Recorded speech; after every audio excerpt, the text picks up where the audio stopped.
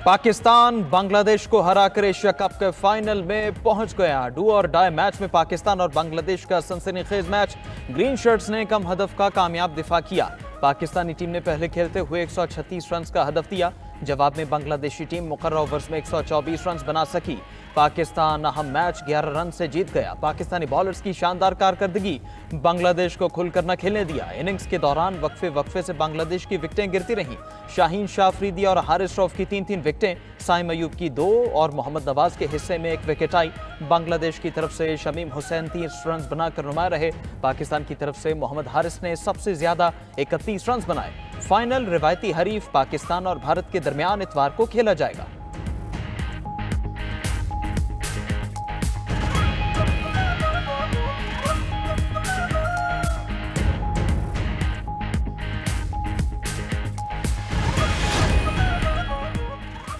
सियासी बयान देने पर भारतीय कप्तान सूर्य कुमार यादव की सरजनिश। भारतीय कप्तान की सियासी बयान देने पर आईसीसी में पेशी। आईसीसी ने मैच के बाद सियासी बयान पर भारतीय कप्तान से वजाहत तलब की। आईसीसी ने सूर्य कुमार यादव को आइंदा सियासी बयान न देने की हिदायत कर दी। आईसीसी ने कहा कि इस किस्म के सियासी बयान स्पोर्ट्समैन स्पिरिट के खिलाफ हैं। पीसीबी ने सूर्य कुमार के बयान के खिलाफ आईसीसी से दरखास्त की थी। मैच रेफरी रिची रिचर्डसन ने भी भारतीय बोर्ड को बताया था कि सूर्य कुमार ने खेल के मफाद के खिलाफ गैर मुनासिब रिमार्क्स दिए। भारतीय कप्तान ने खेल की साख को नुकसान पहुंचाया। सूर्य कुमार ने पहलगाम वाक़े का जिक्र करते हुए मुतनाज़िया बात की थी।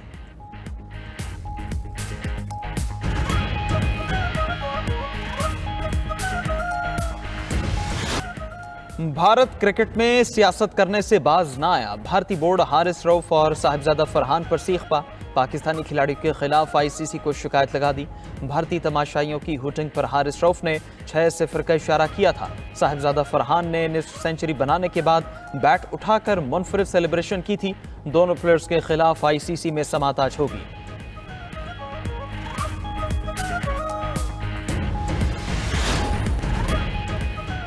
गजा जंगबंदी मुआहदे के करीब पहुंच चुके हैं। इसराइली यरगमालियों की वापसी के लिए पुराज़्म हैं। अमरीकी सदर ट्रंप की तुर्क हममंसब उर्दवान से मुलाकात के बाद मीडिया से गुफ्तगू। कहा कि सऊदी अरब के साथ गजा पर अहम और मौसर मुज़ाकरात जारी हैं। न्यूयॉर्क में गजा पर मुस्लिम रहनुमाओं से बेहतरीन इजलास मुनक़िद हुआ। ट्रंप ने मजीद कहा कि तुर्क सदर ने अमरीकी जंगी सामान से अपनी फौज को ताकतवर बनाया।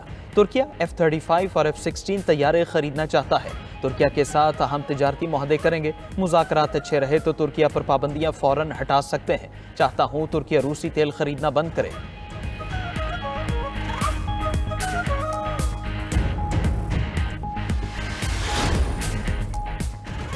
हमास का मुस्तकबिल की हुकूमत में कोई किरदार नहीं होगा। हमास को अपने हथियार हवाले करना होंगे। हम मुसल्लह रियासत नहीं चाहते। फ़लस्तीनी सदर महमूद अब्बास का यूएन जनरल असेंबली से वीडियो लिंक खिताब गजा से मुकम्मल।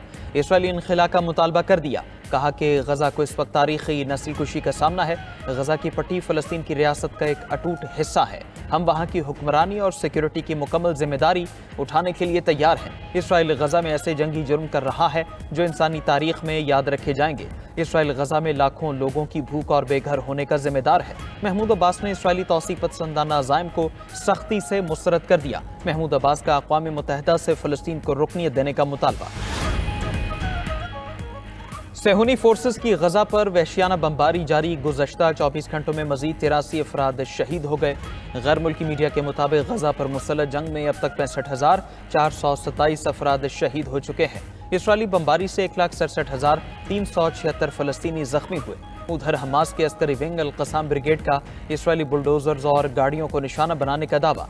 दूसरी तरफ इसराइली वज़ीर-ए-आज़म नेतन्याहू पर गिरफ्तारी का खौफ तारी। अक़वाम मुत्तहिदा जनरल असेंबली में शिरकत के लिए गैर मामूली तवील रास्ता इख्तियार किया। नेतन्याहू ने अमेरिका जाने के लिए फ्रांस के बजाय इटली और यूनान का रास्ता इख्तियार किया।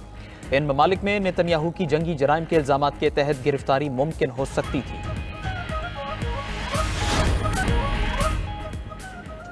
पंजाब में सैलाब से मुतासर अफराद का भारी नुकसान। बदतरीन सैलाब से मुतासर इलाकों में हर तरफ तबाही के आसार। पानी उतरने के बाद हर तरफ मट्टी और गारा रह गया। मुतासरीन टूटे फूटे घर और बर्बाद ज़रई ज़मीनें देखकर परेशान। जलालपुर पीरवाला में सैलाब से मुतासरा M5 मोटरवे ताहाल बंद। सैलाबी रैलों से मोटरवे को 13 मकामात से नुकसान पहुंचा था। इंतजामिया ने पत्थर डालकर कई मकामात पर शिगाफ बंद कर दिए।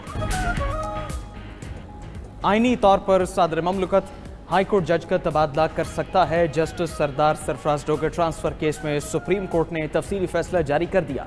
फैसले में लिखा कि तबादले से पहले सदर ममलकत को मुतालिका जज की रजामंदी लेना जरूरी है। सदर ममलकत चीफ जस्टिस पाकिस्तान और दोनों हाई कोर्ट्स के चीफ जस्टिस साहिबान से मुशावरत के पाबंद हैं। आईनी स्कीम के तहत ट्रांसफर के बाद जज को नए जज के तौर पर नहीं दिया जा सकता। इस्लामाबाद हाईकोर्ट बार ने तबादलों के खिलाफ दरखास्त वापस ली। हाईकोर्ट बार ने तस्लीम किया कि यह मफाद-ए-आमा की खिलाफ वर्जी नहीं, तबादलों से अदलिया की आज़ादी मुतासर नहीं होती।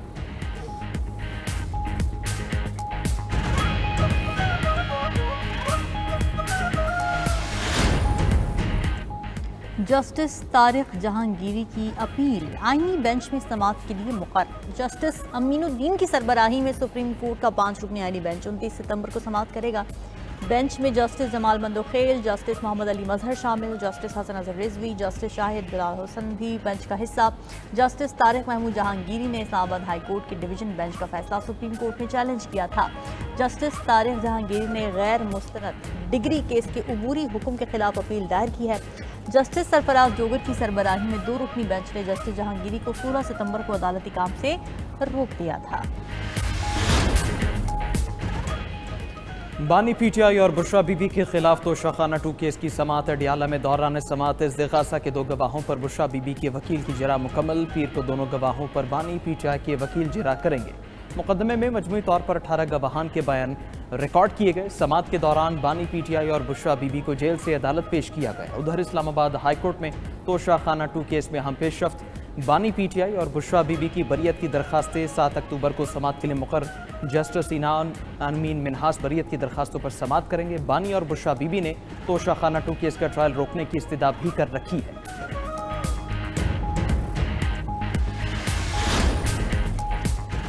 बानी पीटीआई के खिलाफ मुकदमात प्री प्लान्ड हैं। एक केस में सजा होती नहीं, दूसरा केस बना देते हैं। वजीर आला KP अली अमीन गंडापुर की इस्लामाबाद हाई कोर्ट के बाहर गुफ्तगू, कहा कि ये निज़ाम ऐसे नहीं चल सकता। अवाम इंसाफ के लिए सुप्रीम कोर्ट की तरफ देख रहे हैं। बानी पीटीआई की ख्वाहिश पर जलसा होगा और भरपूर जलसा होगा।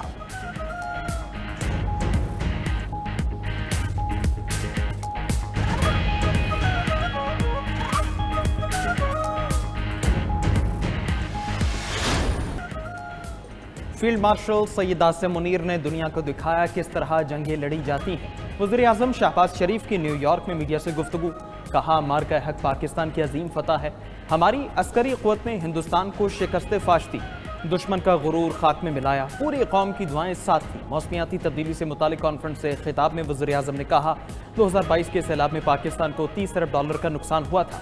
पाकिस्तान मानसून बारिशों से शदीद मुतासर है। आलमी सतह पर कार्बन गैसेस के अखराज में पाकिस्तान का हिस्सा ना होने के बराबर है।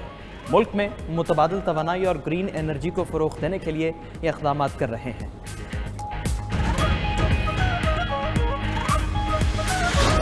पुर्तगाली सुपरस्टार फुटबॉलर क्रिस्टियानो रोनाल्डो का भी तैयारा गिराने का अंदाज। सोशल मीडिया सार्फिन ने राफेल गिराने से तशबीह दे दी।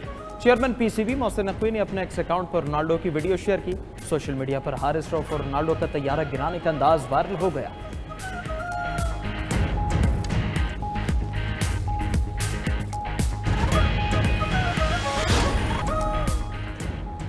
जंग खत्म होने के बाद मुल्क की क़यादत छोड़ दूंगा, यूक्रेन के सदर व्लादिमीर ज़ेलेंस्की का ऐलान। अमेरिकी मीडिया को इंटरव्यू में ज़ेलेंस्की ने कहा कि अगर जंग बंदी होती है तो वो पार्लियामेंट से इंतखाबात कराने का मुतालबा करेंगे। मेरा मकसद जंग खत्म करना है, क़यादत संभालना नहीं।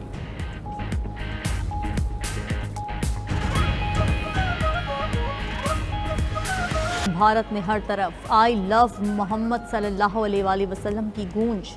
बैनर लगाने के वाक़े के खिलाफ मुकदमे पर एहतजाज पूरे भारत में फैल गया।